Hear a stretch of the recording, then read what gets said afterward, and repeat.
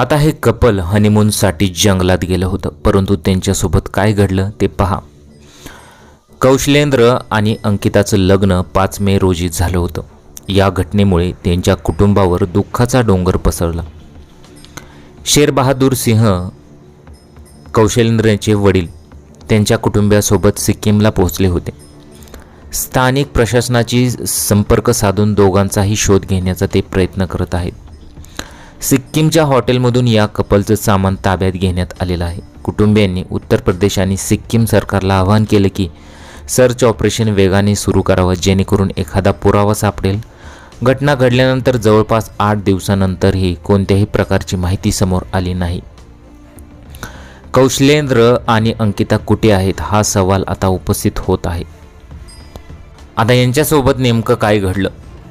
रहाटीकर गावातील रहिवासी कौशलेंद्र आणि त्यांची पत्नी अंकिता 24 मे रोजी सिक्कीमला रवाना झाली होती. 29 मे रोजी संध्याकाळी त्यांची ट्रॅव्हल व्हॅन मगन जिल्ह्यात 1000 फूट खोल दरीत कोसळली.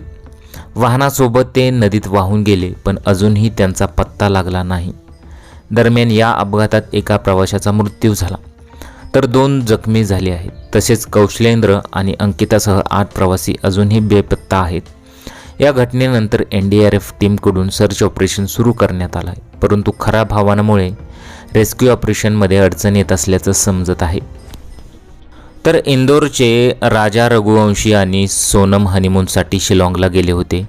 त्यांच्यासोबत सुद्धा असं काही घडलेलं आहे की आसामच्या कामख्या मंदिरात दर्शन घेतल्यानंतर दोघेही हॉटेलमध्ये गेले होते. तेव्हा त्यांना कुणीतरी शिलाँगला जाण्याचा सल्ला दिला, पण 2 जून रोजी राजाचा मृतदेह वेसाई डॉन धबधब्याजवळ सापडला, पण सोनमचा काहीच पत्ता लागला नाही. दोघांचाही अपघात झाला असं सुरुवातीला म्हटलं होतं, परंतु पोस्टमॉर्टम रिपोर्टनुसार उघडकीस आलं की राजाचा धारदार शस्त्राने खून करण्यात आल्याने सोनम बेपत्ता झाली.